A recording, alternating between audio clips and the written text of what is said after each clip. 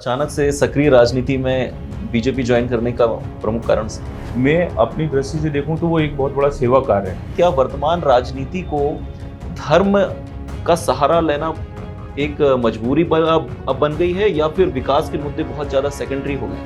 धीरेन्द्र शास्त्री जी अभी वर्तमान में बहुत अच्छे कथावाचक हैं। देख के अच्छा लगा, मन में भाव आए तो करा लिया। उसको राजनीति से बिल्कुल मैं जोड़ता नहीं हूँ। अभी आने वाले चुनावों में यदि हम देखें तो विधानसभा चुनाव भी हैं और आने वाले समय पे लोकसभा चुनाव भी, तो महंगाई एक बहुत बड़ा मुद्दा है सर। तो लोगों की प्रति व्यक्ति आय भी बढ़ी है। मध्य प्रदेश के ऊपर कर्ज जो है वो 12% पर ईयर के हिसाब से लगातार बढ़ते जा रहा है। ये बात सही है। और कर्ज लेना हमारे पूर्वज लोग बोलते हैं कि कभी अच्छा रहा नहीं। नमस्कार साथियों, मैं पुष्पराज सिंह इनव्यू के चैनल पर एक बार फिर से आपका स्वागत करता हूं। और जैसे कि हम हर बार शहर की प्रमुख हस्तियों को आपसे रूबरू कराने लाते हैं, सीए के क्षेत्र में तो इनका काफी नाम है ही, साथ ही विगत कुछ वर्षों से सामाजिक सक्रियता भी इनकी लगातार बढ़ते जा रही है और आगामी चुनावों में आम जनता के बीच भी इनकी जो है सहभागिता लगातार बढ़ते जा रही है। तो आज हम इनसे बातचीत करेंगे और इनके फ्यूचर विजन और इनकी पास्ट की जो भी उपलब्धियां हैं इनके बारे में विस्तृत चर्चा करेंगे। तो मैं स्वागत करता हूं सीए राजेश जैन जी का, जिन्होंने अपना कीमती समय हमारे चैनल के लिए निकाला, क्योंकि ये लगातार एज अ प्रोफेशन सीए तो है ही, लेकिन राजनीतिक सक्रियता भी इनकी लगातार बढ़ते जा रही है। तो इन सब के बीच में आप हमारे चैनल में आए, आपका बहुत बहुत स्वागत है सर। बहुत बहुत धन्यवाद जी। सर, क्योंकि आप शुरू से जो है संघ से भी जुड़े रहे हैं, तो कहीं ना कहीं पार्टी में यदि मैं बीजेपी की बात करूं तो आपकी सक्रियता हाल ही के वर्षों में देखी गई है।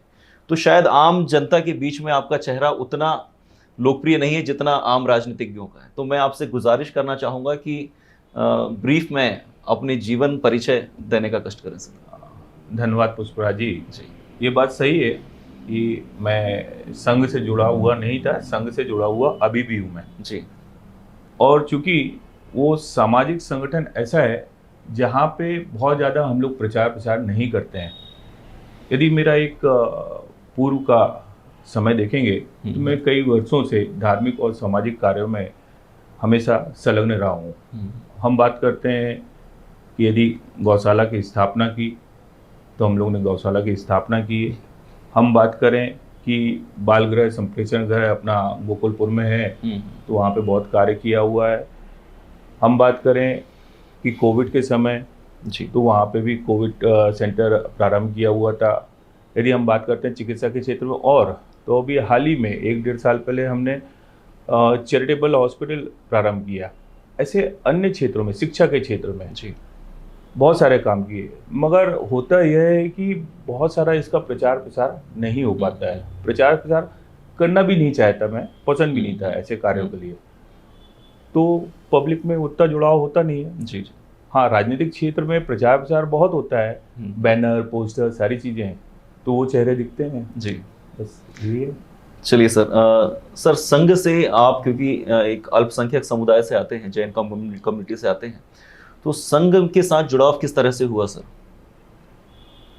मैं अपना जब कैरियर कंप्लीट किया था, जब मैं सीए बना, तो उसके पहले से ही मैं काफ़ी सामाजिक और धार्मिक कार्य करते आ रहा था।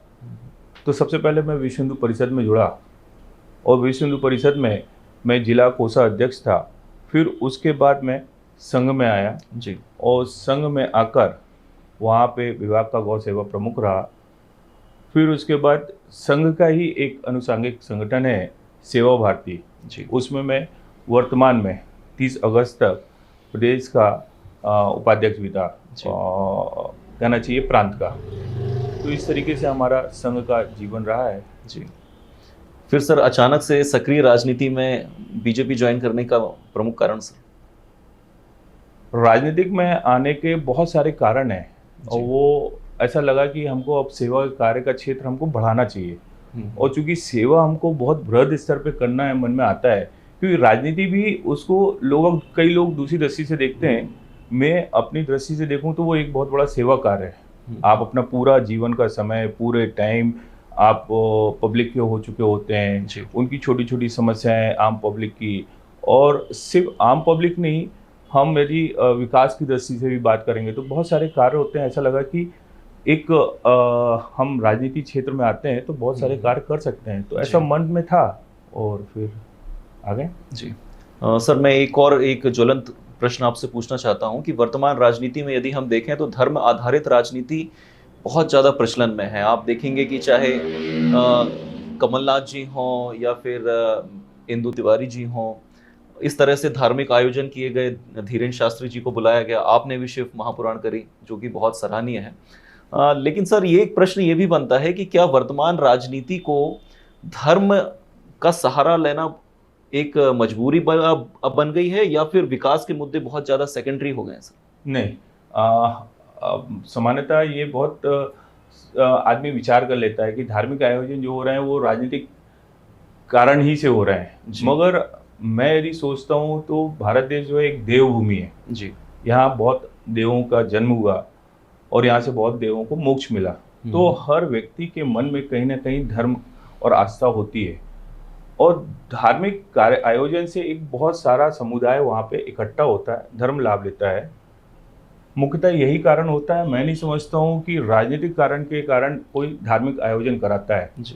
धीरेन्द्र शास्त्री जी अभी वर्तमान में बहुत अच्छे कथावाचक हैं और स्वाभाविक है, उनकी कथा बहुत अच्छी है तो लोग सुनने जाते हैं और हर किसी व्यक्ति की इच्छा होती है एक आयोजन देखने के बाद कि हमको भी इन कथावाचक से आयोजन कराना चाहिए। उसी दृष्टि से शिव महापुराण भी, चूँकि मैं विगत कई माह से रुद्र अभिषेक करता आ रहा हूँ और चूँकि हम अपने कैंट विधानसभा के माननीय अशोक रोहाणी जी ने फरवरी में रुद्र अभिषेक किया था और साथ में शिव महापुराण कराया था, तो वहाँ जाना हुआ, देख के अच्छा लगा, मन में भाव आए तो करा लिया। उसको राजनीति से बिल्कुल मैं जोड़ता नहीं हूँ जी। चलिए, अच्छी बात है सर। पर सर हम अक्सर देखते हैं कि हमारे धर्म गुरुओं के द्वारा कुछ ना कुछ विवादित बोल अक्सर मंचों पे दिए जाते हैं, जैसे कि हाल ही में शास्त्री जी ने कहा कि भारत को हिंदू राष्ट्र बनाना उनका संकल्प है। तो आप क्योंकि सर आरएसएस में भी रहे हैं, वर्तमान में बीजेपी में हैं, तो आपकी पार्टी और संगठन का इस मुद्दे पर क्या विचारधारा है सर? हिंदू राष्ट्र का तात्पर्य यह है कहीं पे भी नहीं है, चाहे वो संघ का कोई व्यक्ति हो या भाजपा का कोई व्यक्ति हो जी।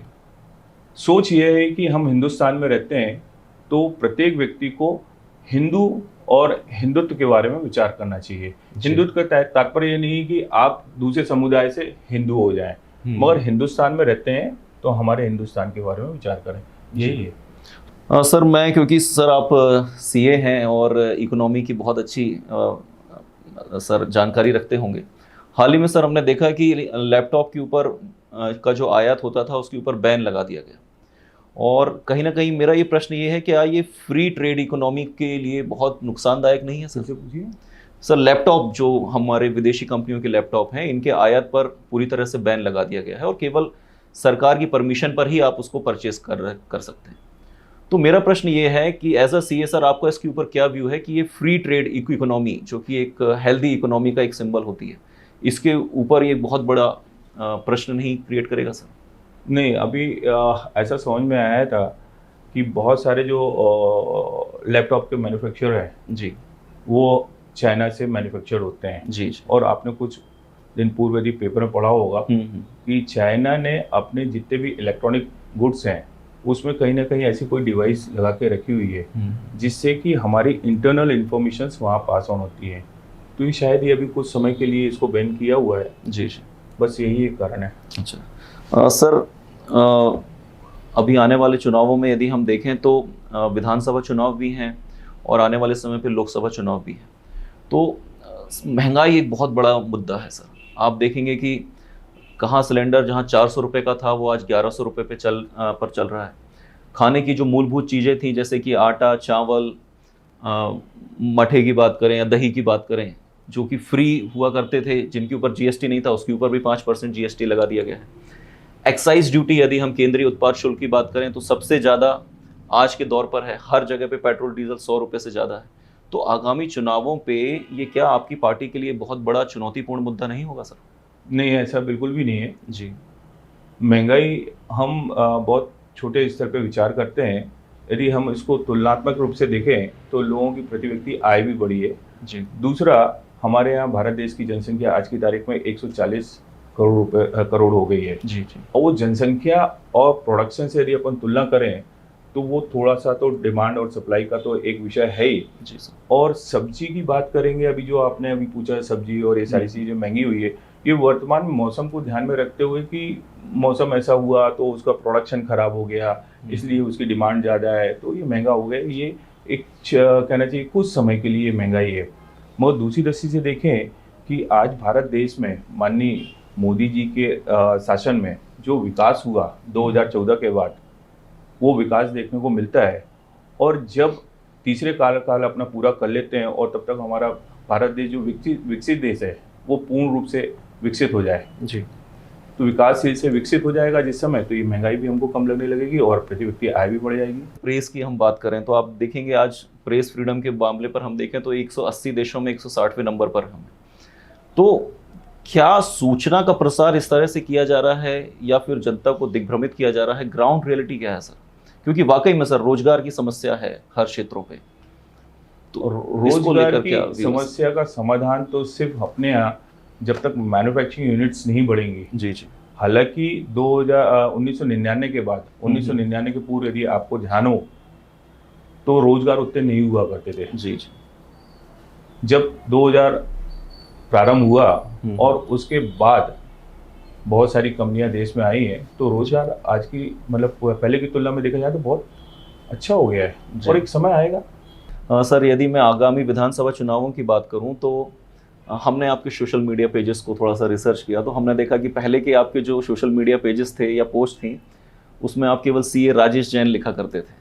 विगत कुछ महीनों से उसमें सीए राजेश जैन उत्तर मध्य विधानसभा भी लिखकर आने लगा है। तो कहीं ना कहीं ये आपकी टिकट की दावेदारी की और इंगित तो नहीं करता सर? और करता है तो अच्छी बात है। देखिए, आपका क्या व्यू है सर? टिकट की दावेदारी तो सामान्यतः कोई भी कार्यकर्ता करता नहीं है जी मगर मैं यह कहूँगा कि प्रत्येक कार्यकर्ता को एक महत्वाकांक्षा होनी चाहिए जी। और वो महत्वाकांक्षा इसलिए भी होनी चाहिए कि वो कुछ ना कुछ करना चाहता है समाज के लिए, जी हमारे शहर के लिए बिल्कुल। और शहर के विकास के लिए। चूंकि मैं उत्तर मध्य विधानसभा में बचपन से रहा हूँ तो उसको एक पते के रूप में देख लें, उत्तर मध्य विधानसभा लिखने का मतलब कि हम इधर पे रहते हैं उत्तर मध्य विधानसभा में। आजकल बताना जरूरी हो गया लोगों को सर। चलिए, लेकिन कयास तो लगाए जा रहे हैं सर और हम आशा करते हैं कि आपको जरूर वहां से उम्मीदवारी मिले। सर मैं जानना चाहता हूं कि उत्तर मध्य जो है एक शहरी क्षेत्र है पूरी तरीके से और बहुत ही सघन बसा हुआ है। यदि हम देखें तो पुराना जबलपुर ज्यादातर आपके क्षेत्र में आता है। अतिक्रमण की समस्याएं हैं, टाउन डेवलपमेंट की समस्याएं हैं, इन सब को लेकर आपका क्या विजन है और प्रमुख समस्याएं आपकी नजरों में क्या है सर वहाँ? सबसे प्रमुख समस्या मेरे को जो मैं देखता आ रहा हूँ वो पार्किंग की है जी। सबसे मेजर इशू जो है अपने यहाँ उत्तर मध्य विधानसभा में। और पार्किंग ऐसा नहीं है कि उसको ठीक नहीं किया जा सकता, उसको यदि जनप्रतिनिधि बहुत गंभीरता से लें जी तो जो सड़क में ठेले लगे हुए हैं, सब्जी के ठेले हैं, अन्य ठेले हैं, यदि ये व्यवस्थित कर लिया जाए तो ये सबसे अच्छी व्यवस्था हो जाएगी और आम नागरिक को जो आने जाने में कठिनाइयाँ जाती हैं तो वो दूर हो जाएगी। सबसे पहले तो ये मेरा मुख्य उद्देश्य है। दूसरा, जबलपुर उत्तर मध्य विधानसभा एक एजुकेशन हब होता जा रहा है, तो एक ख्वाहिश है कि एक जबलपुर शहर में एक एजुकेशन हब होना चाहिए। तो ये मेरे को दो चीज़ें समझ में आती है, जिससे शिक्षा की दृष्टि से देखा जाए और यातायात व्यवस्थित हो जाए। जी, तो इन सब के ऊपर आपका विशेष जोर रहेगा। कारण ये है कि यातायात व्यवस्थित अच्छा हो जाता है, सारी चीज़ें हो जाती हैं, तो जो आम ग्राहक है वो हर दुकान में जा सकेगा। जब हर दुकान में जा सकेगा तो वहाँ पे ग्राहकी बढ़ेगी, तो स्वाभाविक है उस दुकानदार की आय बढ़ेगी। एक आय की दृष्टि से देखें यदि उसको अप्रत्यक्ष रूप से देखा जाए, और दूसरा एजुकेशन की दृष्टि से देखा जाए तो आज की तारीख में जबलपुर शहर में बाहर के लोगों से पैसा बहुत कम आ रहा है। वनस्पत हम आपस में ही एक दूसरे को पैसा दे के सर्कुलेट कर रहे हैं। यदि यहाँ पे एक अच्छा एजुकेशन हब बन जाता है और बाहर के बच्चे यहाँ पे पढ़ने आ जाते हैं तो स्वाभाविक है वो क्लासेस लोगों को पैसा आएगा, वहाँ हॉस्टल में पैसा आएगा, यहाँ पे बहुत सारी चीज़ें बढ़ेंगी, टूरिज्म बढ़ेगा। तो यह मेरा दो मुख्य उद्देश्य है। जी सर, हाल ही के चुनाव में हमने देखा कि माननीय मुख्यमंत्री जी के द्वारा कई प्रकार की घोषणाएं करी जा रही हैं, लेकिन सर हम यदि रियलिटी के तौर पर देखें तो आज मध्य प्रदेश के ऊपर कर्ज जो है वो 12% पर ईयर के हिसाब से लगातार बढ़ते जा रहा है। और अभी देखेंगे हाल ही में चुनावी वर्ष में 2000 करोड़ का फिर से कर्ज लिया गया और प्रति व्यक्ति कर्ज जो है लगभग 41,000 रुपये पहुंच चुका है मध्य प्रदेश में। तो एज अ सीए सर, आपका क्या इसके ऊपर व्यू है कि क्या ये जो फ्री बीज हैं या जो जनता को डायरेक्ट सहायता करने की कोशिश करी जा रही है, ये कहीं ना कहीं मध्य प्रदेश की आर्थिक स्थिति पर ये बहुत बुरा प्रभाव तो नहीं डाल रही सर? नहीं, अभी हाल ही में कुछ दिन पूर्व मेरे से भी यह प्रश्न एक और ने किसी ने किया हुआ था जी। देखिए, होता ये है कि कर्ज हमको अपने आप को कुछ आगे बढ़ाने के लिए कर्ज लेना होता है, ये बात सही है। और कर्ज लेना हमारे पूर्वज लोग बोलते हैं कि कभी अच्छा रहा नहीं, मगर समय परिस्थिति काल के कारण लेना पड़ता है। क्योंकि हमारे यहाँ अभी भी आर्थिक रूप से कमजोर बहुत सारे व्यक्ति हैं जी, और मतलब व्यक्तिगत रूप से उनकी सहायता करना बहुत कठिन है जी। तो उनकी देखभाल या उनकी चिंता कौन करेगा? सरकार ही करेगी जी। सरकार बहुत अच्छा कर रही है और उन आर्थिक रूप से जो कमजोर व्यक्ति हैं जी, एक समय आने दीजिए, वो सब सुदृढ़ हो जाएंगे, चलिए, और फिर जरूरत ही नहीं पड़ेगी और वही लोग कमा के देंगे सरकार को करके उससे, और फिर अपन चुकाएंगे कर्जा। चलिए, तो thank you so much sir. As a CA और एज अ इकोनॉमिक पहचान रखने के तौर पे हमने इस प्रकार के प्रश्न आपसे किए और आपका व्यू लेने की कोशिश करी।